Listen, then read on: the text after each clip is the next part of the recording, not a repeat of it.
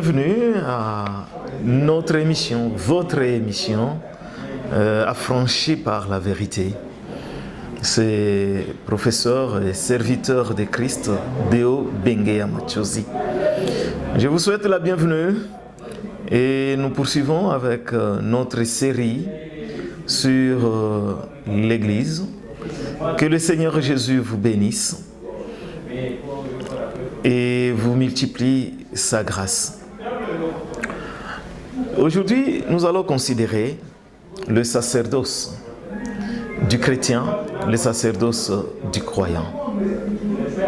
C'est quoi réellement le sacerdoce? Le sacerdoce, c'est l'ensemble de prêtres, la fonction de prêtre, ceux qui offrent des sacrifices à Dieu. Ils forment un corps qu'on appelle le sacerdoce. Nous pouvons aussi expliquer le sacerdoce en disant qu'il s'agit d'une corporation. Il s'agit d'un ordre, comme il existe beaucoup d'ordres. Ordre des médecins, ordre des avocats, les barreaux. Le sacerdoce, c'est l'ordre de prêtres, l'ordre des sacrificateurs. Et nous avions déjà vu le projet que Dieu avait avec son peuple d'Israël. Il voulait que ce peuple d'Israël devienne un royaume de sacrificateurs et une nation sainte. C'est-à-dire devienne un sacerdoce pour Dieu. Et là, c'est dans Exode chapitre 19, versets 4 à 6. Exode chapitre 19, versets 4 à 6. Mais c'était conditionnel. Parce que Dieu avait dit, si vous écoutez ma voix, si vous gardez mon alliance, vous m'appartiendrez entre tout le peuple, car toute la terre est à moi. Et vous serez pour moi un royaume de sacrificateurs et une nation sainte. J'insiste sur si. Il s'agit d'un si conditionnel. Et le peuple d'Israël avait accepté qu'ils vont faire cela. Mais ils n'ont pas réalisé cela. Ils n'ont pas gardé l'alliance. Ils n'ont pas écouté la voix de l'Éternel. Ils n'ont pas été obéissants au commandement de Dieu. Et Dieu va leur ravir ce sacerdoce qui devrait être pour tout Israélite. Et qu'est-ce que Dieu va faire? Dieu va prendre une tribu d'Israël. C'est la tribu de Lévi. Et c'est cette tribu qui aura des sacrificateurs. Et dans cette tribu de Lévi, il va choisir une famille. C'est la famille d'Aaron. Et ce n'est que la famille d'Aaron, le grand frère à Moïse, qui devrait avoir de cette famille, devrait être suscité des sacrificateurs, et même le souverain sacrificateur, c'est-à-dire le grand prêtre. Et Aaron fit le premier souverain sacrificateur dans les Saintes Écritures, lorsque nous les parcourons. Mais le Seigneur Jésus l'était avant lui, à travers Melchisédek.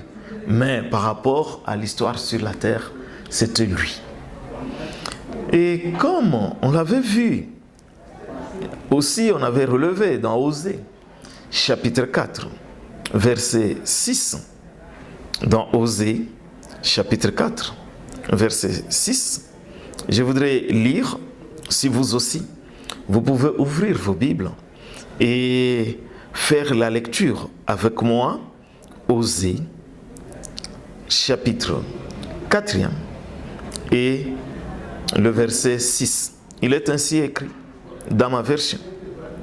Mon peuple est détruit parce qu'il lui manque la connaissance. Puisque tu as rejeté la connaissance, je te rejetterai. Tu ne pourras plus exercer la fonction de prêtre pour moi. De même que tu as oublié la loi de ton Dieu, j'oublierai aussi tes enfants. Ici, il est dit la fonction de prêtre. C'est ça le sacerdoce. Comme Israël n'a pas eu de connaissance, et ce n'est pas une connaissance pour connaissance, une connaissance qui doit être accompagnée par l'obéissance. Il a rejeté la connaissance et il est dit, je te rejetterai. et tu ne pourras plus exercer la fonction de prêtre, c'est-à-dire je t'ai ravi le sacerdoce. C'est ce qui a été et ce qui est arrivé pour Israël. Mais comme Dieu avait ce projet d'avoir un peuple de sacrificateurs, alors il va réaliser cela à travers la grâce de Dieu. Il va le réaliser à travers le Seigneur Jésus. Et le Seigneur Jésus est venu pour cela aussi. Et comment vais-je vous expliquer que nous sommes entrés dans le sacerdoce? Je vais prendre l'image que nous avons dans les Saintes Écritures, le tabernacle. Le tabernacle nous est présenté dans les Saintes Écritures et c'est un sujet qui prend beaucoup de pages par rapport à d'autres sujets en une seule fois dans les Saintes Écritures. C'est à partir d'Exode chapitre 24 jusqu'au chapitre 40e, le dernier chapitre du livre d'Exode, on parle du tabernacle. Et le tabernacle avait 3 grandes parties. On a le parvis, là où tout le monde pouvait arriver. Après, il y a un voile, le rideau. Et puis, nous avons le lieu saint. Ne pouvaient entrer dans le lieu saint que les sacrificateurs, c'est-à-dire les prêtres. Et puis, le lieu très saint. Et dans le lieu très saint, ne pouvait y entrer que le souverain sacrificateur, et il ne le faisait qu'une seule fois par an, le jour d'expiation. Et cela montrait que le chemin pour aller vers Dieu n'était pas encore ouvert. L'accès à lui était encore fermé.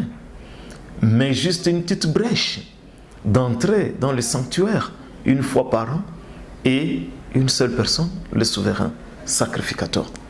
Mais lorsque le Seigneur Jésus était à la croix de Golgotha, lorsqu'il est mort à la croix de Golgotha, quelque chose se passait dans le temple.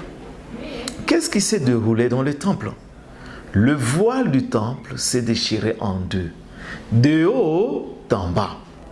Ce qui montre que le lieu saint, il est découvert. Le lieu saint, il est maintenant accessible. On peut entrer dans le lieu saint. Non seulement dans le lieu saint, mystère insondable, même dans le lieu très saint. Là où Christ est allé. Non pas dans un tabernacle construit par les mains d'hommes, mais dans l'original, le véritable, dont Dieu lui-même est l'architecte. Et il est entré avec son propre sang là-bas. Mais nos vies, nous qui croyons en lui, nous qui sommes des chrétiens, nous enfants de Dieu, nouvelle création de Dieu, nous sommes avec lui parce que nos vies sont cachées en lui, dans le lieu très saint. Mais le fait que le voile a été déchiré, ça signifie que le passage est libre. On peut entrer maintenant dans le lieu saint. Qui est entré dans le lieu saint? Les sacrificateurs. Et donc tout croyant, il est devenu sacrificateur aujourd'hui. Voyons cela dans le livre d'Apocalypse. Apocalypse chapitre 1, je lirai à partir du verset 5b jusqu'au verset 6. Le dernier livre de la Bible, Apocalypse, chapitre 1er, verset 5b et le verset 6. La deuxième partie du verset 5 et le verset 6. À celui qui nous aime, qui nous a lavés de nos péchés par son sang, et qui a fait de nous un royaume, des prêtres pour Dieu, son Père. À lui soit la gloire et la domination au siècle des siècles. Amen. À celui qui nous aime, c'est le Seigneur Jésus, qui nous a lavés de nos péchés par son sang. C'est le sang qui a coulé à la croix de Golgotha. Et en croyant en lui, on est lavé, on est purifié, on devient saint. Et qui a fait de nous? Il n'y a plus de conditions. Si vous écoutez ma voix, si vous gardez mon alliance, comme c'était le cas avec la dispensation de la loi, comme c'était le cas dans Exode, chapitre 19, versets 5 et 6. Mais maintenant, tout est fait par le Seigneur Jésus. Il a fait de nous un royaume. Il a fait de nous des prêtres pour Dieu son Père, c'est-à-dire des sacrificateurs Et à lui soit la gloire et la domination au siècle des siècles. Amen. Nous disons Amen pour ce qu'il a fait de nous. Mais quel privilège nous avons. Mais quel niveau nous devons maintenant occuper. Quelle place de choix il nous donne. Chaque croyant, chaque enfant de Dieu est devenu prêtre, est devenu sacrificateur. Il est dans le sacerdoce. 1 Pierre, chapitre 2, les versets 5 et les versets 9. Dans 1 Pierre, chapitre 2, le verset 5 d'abord. Et vous-même, en tant que pierre vivante, laissez-vous édifier pour former une maison spirituelle, un groupe de prêtres saints, afin d'offrir des sacrifices spirituels que Dieu peut accepter par Jésus-Christ.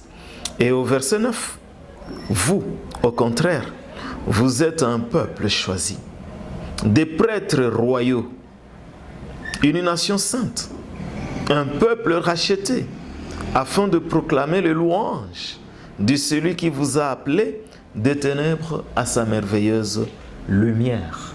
Dieu nous a appelés des ténèbres à sa merveilleuse lumière et nous sommes devenus des prêtres royaux. Nous sommes devenus des prêtres saints. Que nous puissions marcher dans la sanctification. Que nous puissions honorer notre classe de prêtres, notre classe de sacrificateurs. Prochainement, nous verrons le but de ce sacerdoce. Que le Seigneur Jésus vous bénisse. Je vous aime beaucoup. Persévérance. Et vous connaîtrez la vérité. Et la vérité vous affranchira. Amen.